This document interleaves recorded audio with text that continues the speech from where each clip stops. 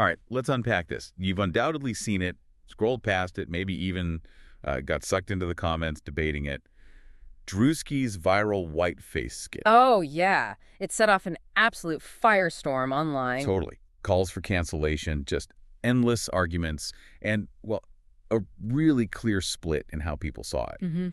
So the big question we're trying to tackle today is why? Why did this specific comedy bit hit such a nerve? Why did it blow up like that? Yeah, exactly. And that's what this deep dive is all about. We're going to try and get past the quick takes and the headlines. Right. We need to really dig into the layers here. We've pulled together quite a stack of sources, academic stuff on race and identity, news reports, lots of online discussion. A real mix. A real mix, yeah. The aim is to look at this whole thing through different lenses, like identity, race, comedy, obviously, and also how our social norms are, well, kind of changing all the time. So by the end, you, the listener, should have a much clearer picture of why something that seems like just a joke, on the surface anyway, became this huge cultural flashpoint. Okay, so let's start with the basics. The incident itself.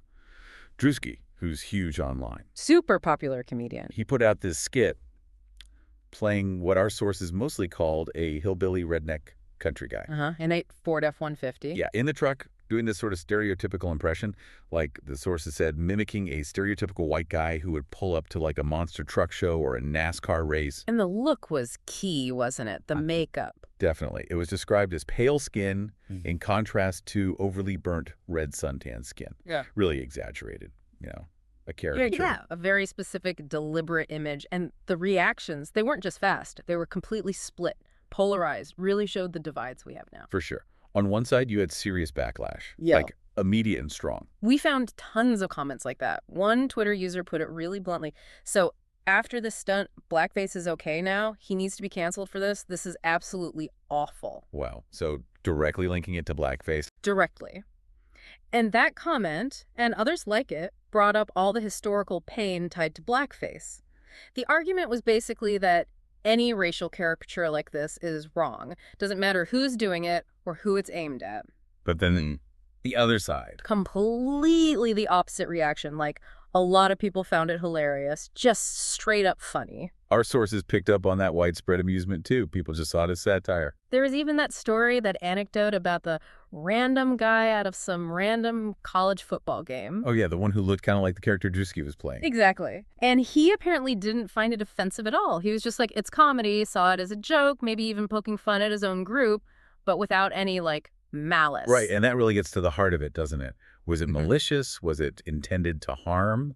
Or was it just for jokes? Yeah. That basic disagreement seems to be why it blew up so much. That's the core tension. And what's interesting, when you pull back a bit, is that comedians doing impressions of other groups, that's not new. Not at all. Our sources are clear on this. Comedians have been doing the whole cosplaying of other ethnic group or racial groups for hundreds of years. It's got a long, sometimes pretty problematic history. Yeah, and the sources gave some really good examples from not that long ago that show how things have maybe shifted. Like Robert Downey Jr. in Tropic Thunder. That was 2008. In blackface, yeah. Yeah. And the point made was basically nobody was offended by this back then. Or at least the level of outrage wasn't anything like today. Right. Or think about Jimmy Fallon on SNL back in the 2000s. He played Chris Tucker, Chris Rock, also in blackface. And it was just comedy, widely accepted. Then there's Dave Chappelle. He did whiteface quite a bit back then, remember, playing that news anchor character. Yeah, often making fun of white suburban culture. Yeah. And the sources kind of paint that time, the early 2000s, as maybe less divided. Or at least comedy felt different, described as a time when comedy was actually fucking hilarious without quite so much scrutiny. Well, that comparison is really important because it highlights this big shift in culture that our sources are trying to figure out. Definitely seems like society is more sensitive now, as one source put it. That's a common argument. And for some people, that sensitivity leads to what they see as hypocrisy. How so? Well, the critics of the Druski backlash, they kind of point out that sometimes people seem okay with people making fun of other racial groups, and it's all fine and dandy. As long as it doesn't represent their group. Yeah, I saw that argument. Exactly. That feeling of a double standard or selective outrage, that's a big part of why this specific incident got so heated. It really poked at our ideas about fairness in comedy today. Okay, so to really get why Druski's act, even though it was kind of punching up or sideways, depending on how you see it, still hits such a raw nerve. We probably need to talk about race itself, like the concept. Yeah, absolutely. For a long time, we were kind of taught race is biological, right? Like it's baked into our DNA, fixed categories. But the science, especially stuff like the Human Genome Project that our sources dive into, it really pushes back on that. It explains that race is primarily a social construct, not biological reality. Genetically speaking, there's actually more genetic variation within so-called racial groups than between them. Wow, okay, so the differences we see, skin color, hair texture, they're pretty superficial genetically. Yeah, that's the gist. But, and this is crucial, just because race isn't strictly biological doesn't mean it isn't real. Its social reality has created very real hierarchies, power imbalances, and different lived experiences for centuries. So it's not just academic. It has real-world weight. Immense weight. And that's why jokes about race, even if the intent isn't malicious, can land so heavily and cause real pain. It taps into that history. That makes a lot of sense. So if it's not biological, where did this whole idea of race come from? Why is it so stuck in our heads? Well, the sources trace the modern concept, these neat categories, back to the age of European exploration, colonialism, the scientific revolution. Yeah. And often it wasn't about finding objective truth. It was used as a tool, a way to justify power structures, rationalize things like slavery, create hierarchies that put Europeans on top and enabled the subordination of others, especially Africans. So it has this really dark origin tied to power and control. Exactly. And that historical baggage is absolutely key to understanding why talking about race is so sensitive and why Druski's skit playing with those categories could feel so charged. And the fact that these categories aren't even consistent across the world, that also shows it's constructed. Right. Precisely. Look at Brazil, for example. Sources mention Brazil historically had, like, dozens of racial categories, often based more on appearance, which could change. Much more fluid. Compared to the U.S.? Yeah, compared to the U.S. with its history of the one-drop rule, where any known African ancestry legally made you black no matter how you looked or identified. That was a rigid, socially enforced rule. So different places, different rules, all proving it's about social ideas, not biology. Right. And if race is a social construct built on this history of power, it makes you question things like racial caricatures. Who gets to define race? Who gets to joke about it? That's central to the Druski debate. Okay, that understanding of race as a social construct leads us right into this other big idea, cultural appropriation. Yeah, they're definitely connected. If identity isn't fixed, if it's constructed, how do we handle it when people borrow or maybe take things from another group's culture? So cultural appropriation, the way our sources define it, is about adopting elements of another racial group's culture without truly understanding or respecting the cultural context. Okay. Often it's about reducing someone's culture to a costume, trivializing it, taking something that might have deep meaning or history for one group and just using it superficially. And the power dynamic is usually key, right? Yeah, that's often the core issue. When a dominant group takes from a marginalized group, strips the context, maybe even makes money off it, while the original group might still be discriminated against for that very same thing. It's about context, power, respect, not just borrowing. So how does that idea map onto Druski's whiteface? Because that's where it gets kind of tricky. It does get tricky, because here you have a black comedian depicting a stereotype of a group often seen as dominant in the U.S., the hillbilly redneck country guy. Right. So some argue the power dynamic is reversed, or at least different.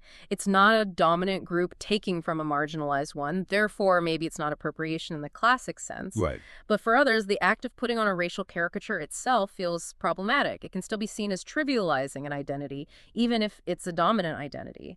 It sort of echoes the form of things like blackface, even if the power dynamics are flipped. That resemblance, that act of racial portrayal, is sensitive territory for some. Which brings up that idea of white privilege in reverse that some sources mentioned. Yeah, that comes up often in discussions about people like, say, Rachel Dolezal, white individuals identifying as black. The criticism is that they're exercising white privilege by choosing an identity without inheriting the historical baggage and systemic struggles that come with it. Okay.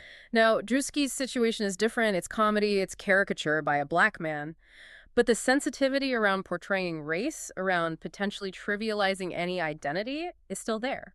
Even if the privilege dynamic isn't a straightforward reversal, the act of lampooning a racial stereotype itself is what becomes contentious. It touches that nerve about who gets to represent whom and how. It's clear these conversations about racial identity are just incredibly layered, and they often get tangled up with other identity debates happening now, like around gender. That comparison comes up a lot, yeah. Huh. And it definitely adds another layer to why the term whiteface itself is so debated, especially by those who argue it's not the same as blackface. So what's the connection people make? Well, the question often posed is, if society is increasingly accepting transgender identity, the idea that your gender identity can be different from your assigned sex at birth, that gender is fluid, Yeah. does that logic mean we should also accept transracial identity?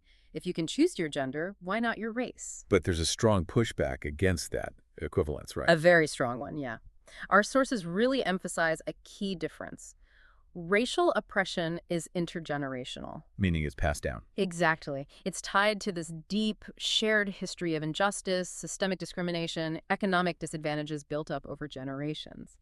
While transgender people face immense challenges and discrimination, that specific kind of inherited, systemic, centuries-long racial burden is usually seen as distinct. So claiming a racial identity is seen as different because of that unique historical weight. That's the core argument. It's not just about personal feeling. It's about stepping into, or seeming to step into, a history that isn't necessarily yours by birthright or shared experience of oppression. And that distinction is really crucial for understanding the Druski thing. It helps explain why any kind of racial caricature, even whiteface, can feel different, more loaded than other kinds of identity play. Absolutely. Even if we accept race as a social construct, its history, its impact, it gives racial representations this unique, heavy significance.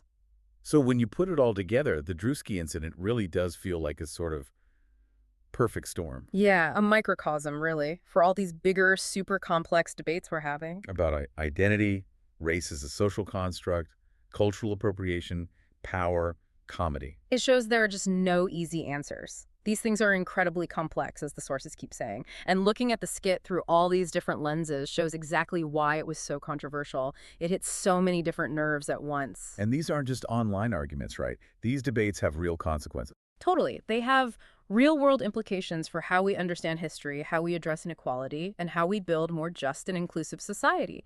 They force us to look at uncomfortable stuff, question our own views, and really listen to different perspectives. Okay, so let's try to wrap this up.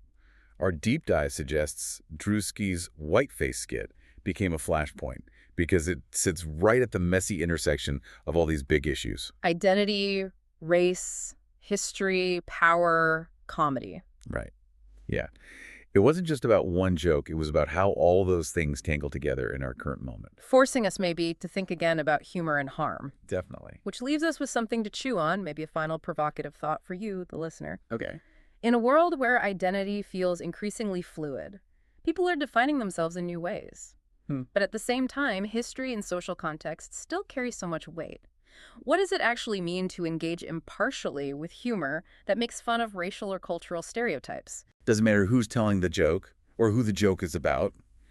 How do we find that balance between free expression and the real potential for causing harm? Especially when our whole understanding of identity seems to be shifting under our feet. Yeah, that's a tough one. No easy answer there either. Definitely something to keep thinking about.